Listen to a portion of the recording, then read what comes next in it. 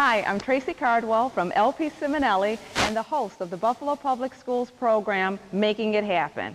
Well, we've got a great show in store for you today.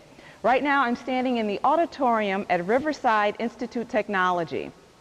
Later on today, we're going to take a tour with LP Simonelli's project manager, Tom Renato. Also joining us on the tour is the Board of Ed, Member-at-Large, Florence Johnson.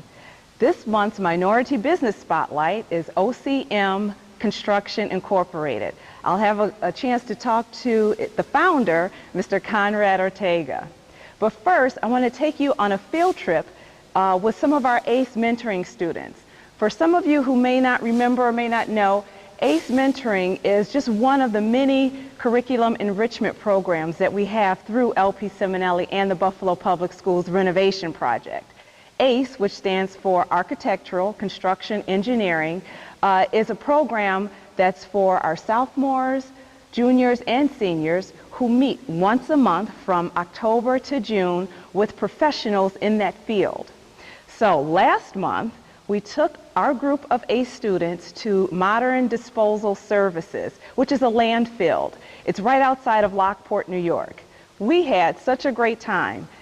Modern Disposal actually chartered a bus for us for the bus ride. On the bus, Brian Hanukkah, who's the account executive, he played trivia games with the kids.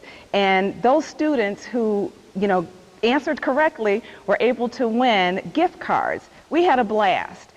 Once we arrived to the site, we had Joe Hickman from Modern Disposals join us on board, and then he gave us an actual tour of the landfill itself.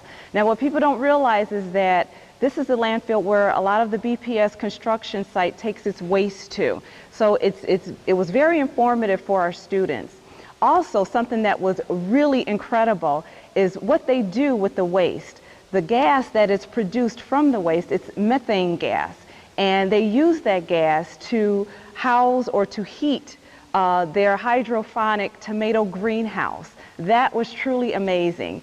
So when we get to the greenhouse, we have Eric Toy, who gives us this great tour of this beautiful tomato greenhouse. So don't go away, we'll be right back.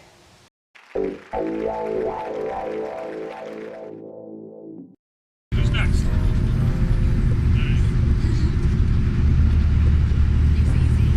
Corporation banner. And I want to thank you first of all for coming down here and spending some time with us today. If you have any questions during any part of the tour, please ask. There's going to be a lot to take in. It's a large organization. And I want you to get as much out of this as we possibly can. The company was founded in 1964. For all that you can see, this is our landfill. This is, again, it's about 75 acres. It goes back beyond our sight line here. I don't have a map of the actual facility, but I believe you can find it on the DEC's website. And you can see just how big this footprint is. 322 acres is a pretty substantial piece of property. And this was formerly part of the Department of Energy's Manhattan Project testing site. So this was all U.S. government property back in the 40s, 50s, 60s, 70s. We purchased it in the late 70s. It opened as a landfill in 1980. What we have here, as you look to the left side, what you can see is the landfill that has come above grade.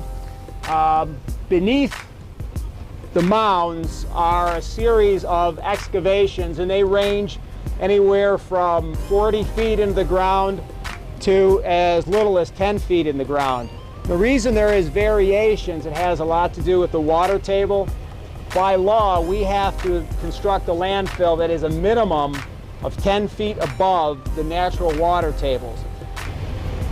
And what happens throughout the day, throughout the week, the working face of the landfill moves, and there is a method behind their madness. And it's all to do with how the engineers have designed the fill progression of the landfill. One day the working face, the trucks might be dumping flat and they're ramping it up. The next day that ramp that they built, the trucks might be driving on top of it and then dumping off the top onto the lower portion of it. And the reason they do that is to make sure that they get an adequate fill. All the equipment that's used on the landfill site is all GPS equipped.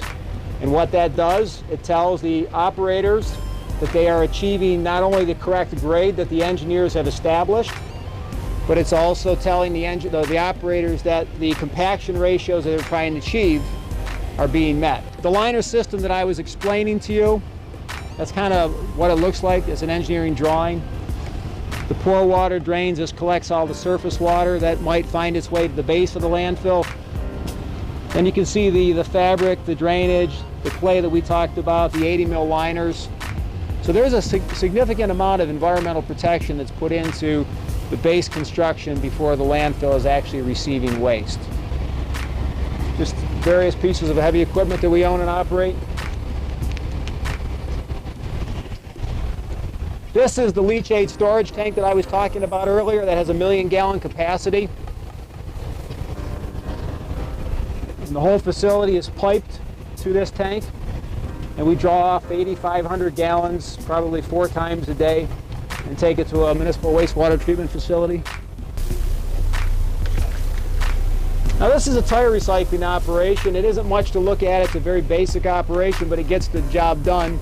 The facility is permitted and has the capability of recycling over 4 million tires a year. Depending on the economics, we'll do 1.5 million to 2 million passenger tires. One of the things that we noticed in November is a tremendous influx of scrap tires, and that was caused by 2 things. It was caused by the seasonal change from summer tires to snow tires. It was also brought upon by the economics, and that is people decided that they couldn't or better not buy a new car because the economy was looking a bit shaky, so they decided to invest in their own existing vehicle, and instead of trading it in with bald tires, they kept it and put new tires on. As you can tell, that's a very lonely job, and it's dirty, and it's really hard work. And if you can picture that job in the dead of winter when the wind's blowing and snowing, or the heat of summer, it's a tough job. Now the big truck tires you see to the left of the bus, we have a machine that takes the sidewall out of them. And the next time you happen to be driving down a road where construction is taking place and you see the orange traffic cones, if you look at the bottom, you will more than likely see a sidewall from a truck tire that's holding that traffic cone in place. That's probably a product that we have manufactured here. What we have inside these 2 buildings are Caterpillar, they're known as 3516. They're 16-cylinder, high-performance engines. They're producing about 13 megawatts of power. And if you were to equate that to the average home, that's 20,000 homes. The normal energy usage in your home in the course of a day, 24-hour period, this power station could supply 20,000 homes. I'll give you an idea how much gas there's 4,000 cubic feet of methane gas being burnt every minute. Okay? Cubic feet of gas, if you take a balloon and you inflate it till it's a foot cubed, 4,000 of those every minute, in terms of volumetric measurements, are being consumed in that facility, methane gas to fuel those engines. There's a tremendous amount of gas. That landfill with a 38-year life expectancy, 40-year life expectancy, if you think about another 40 years beyond that of methane gas production, we essentially are creating a renewable source of energy to fuel these engines to produce electricity. No hydro, no coal, no natural gas. It's just all methane gas coming off of the waste decomposing.